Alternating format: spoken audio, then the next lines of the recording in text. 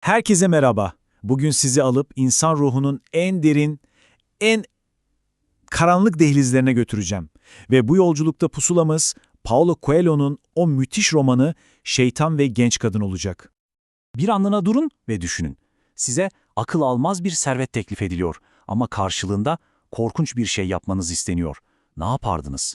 Evet, soru bu kadar basit ve bir o kadar da rahatsız edici.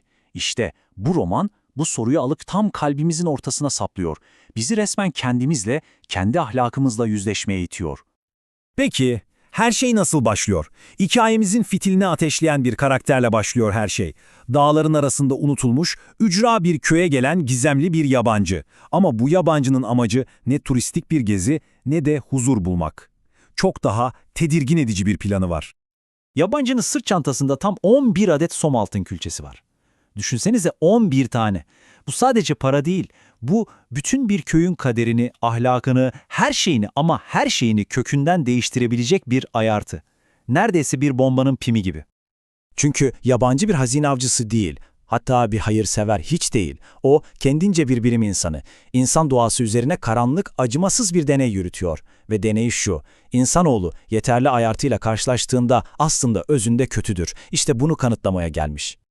Ve deneyinin şartlarını köyün barmeni Chantal Prime'ı açıklıyor. Diyor ki, Beskos halkının bir cinayet işlemesini istiyorum. Eğer bunu yaparlarsa bu 10 külçe altın onların olacak. Ama yapmazlarsa o zaman insanın iyi olduğu sonucuna varacağım. Yani olay bu kadar net. Bir servet ve karşılığında bir hayat.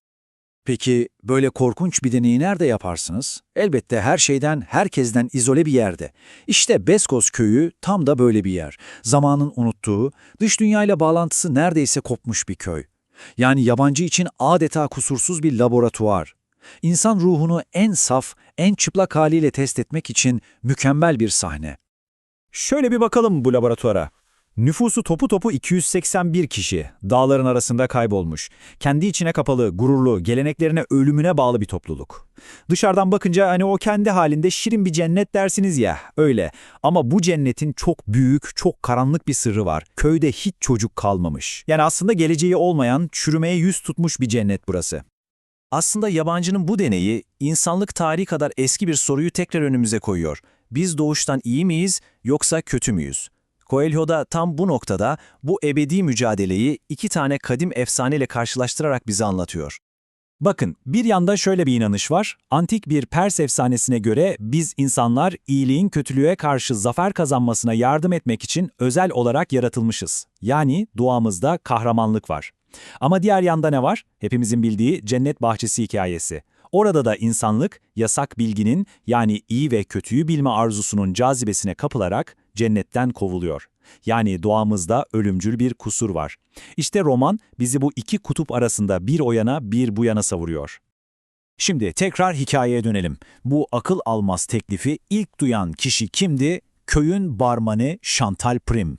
İşte o andan itibaren Chantal için hayatını sonsuza dek değiştirecek 3 gün, 3 gecelik bir azap başlıyor.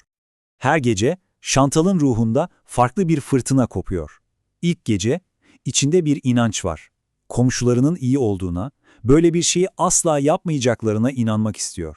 Hatta köyün efsanelerini hatırlıyor. Bir azizin bir haydudu nasıl yola getirdiğini falan. Ama ikinci gece korku başlıyor. Yabancının kendisi için bıraktığı o tek altın külçesini topraktan çıkarıyor ama alamıyor. Değişimden, sonuçlarından, her şeyden korkuyor. Resmen felç oluyor. Ve geldik üçüncü geceye. Artık ne inanç kalmış, ne korku. Yerini sinizm almış. Ateşler içinde kıvranırken şuna karar veriyor. İyilik dediğimiz şey aslında sadece korkaklık. Ve tüm köyün bu ikiyüzlülüğünü ortaya çıkarmak için yemin ediyor. Peki ya iyi ile kötü arasındaki o çizgi ya sandığımız kadar belirgin değilse? Ya ikisi aynı şeyin farklı yüzleri ise? İşte tam bu noktada yabancının anlattığı kısacık ama inanılmaz sarsıcı bir hikaye bu fikri alıp bambaşka bir boyuta taşıyor. Hikaye şöyle, büyük sanatçı Leonardo da Vinci meşhur Son Akşam Yemeği tablosunu yapacak. Tablo için iki tane çok önemli modele ihtiyacı var. Biri masumiyetin ve iyiliğin timsali olan İsa'nın yüzü için, diğeri de ihanetin ve kötülüğün simgesi olan Yahuda'nın yüzü için. Da Vinci, İsa için aradığı o masum yüzü buluyor ve resmediyor. Ama aradan yıllar geçiyor ve bir türlü Yahuda için o aradığı sefil, perişan, kötülük dolu yüzü bulamıyor. En sonunda bir meyhanenin köşesinde aradığı kişiyi buluyor. Onu model olarak kullanıyor. Ve tam işi bittiğinde adam ona dönüp itiraf ediyor. Beni hatırlamadınız mı? 3 yıl önce İsa için modellik yapan kişi bendim. Can alıcı nokta bu. Yani hem iyilik hem de kötülük potansiyeli aynı bedende, aynı ruhta barınıyor. Her şey hayatın bizi nereye sürüklediğine bağlı belki de. İşte romanda tam bu noktada deney sayfalardan çıkarıp doğrudan bize, size, bana yöneltiyor. Bizi kendi aynamızla baş başa bırakıyor ve o müthiş soruyu soruyor. Eğer iyi ve kötü aynı yüzü paylaşıyorsa, aynada size bakan hangisi?